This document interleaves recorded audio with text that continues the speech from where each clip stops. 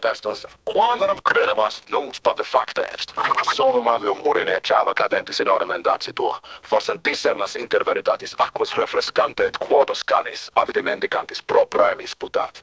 So then, let's dive deeper into the neurobiological underpinnings of this phenomenon. So, we've established that the shift towards plant-based diets during the Bronze Age collapse likely led to nutrient deficiencies, particularly in iron, protein, and zinc. These micronutrients play critical roles in brain development and function. Iron, for instance, is essential for oxygen transport to the brain. Deficiencies can lead to cognitive impairments, including fatigue, difficulty concentrating, and reduced motivation.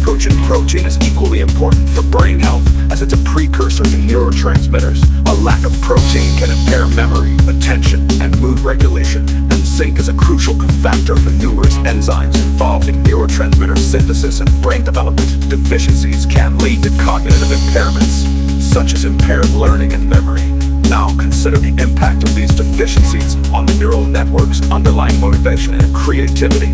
The prefrontal cortex, a key region involved in goal-directed behavior, decision-making, and self-regulation, is particularly vulnerable to nutrient deficiencies. Similarly, let's dive deeper into the neurobiological neural processing and habit formation and the limbic system, which regulates multiple nutrient diets during the Bronze Age dietary shift likely to deficiencies, particularly in iron, prone to nutrient deficiencies. Similarly, let's dive deeper into the neurobiological underpinnings of these cognitive processes.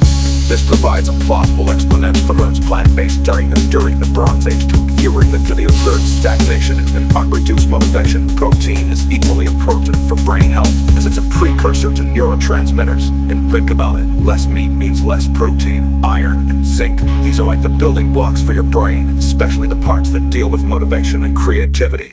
Imagine trying to build a castle with only half the bricks you need. Tough, right? Now, when they started eating more meat again, boom, brain power comes back. More energy, better focus, and more creative juices flow. That's why we see this surge in art and architecture after the collapse. It's like the collapse. It's like those old sayings, you are what you eat, and eat your brains. They weren't far off.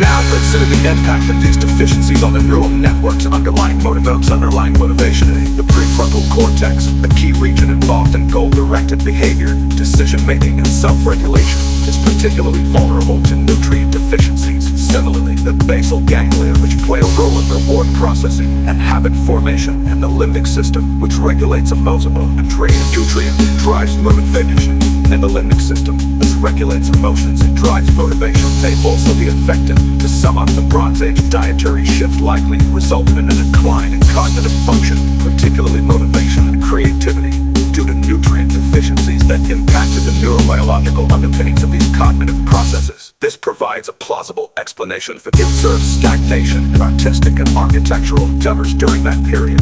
Sure, here's a more casual explanation. So we're looking at the Bronze Age collapse, right? And how those folks shifted to more plants. Turns out that might have messed with their brains a bit. Think about it, less meat means less protein, iron, and zinc. These are like the building blocks for your brain, especially the parts that deal with motivation and creativity. Imagine trying to build a castle with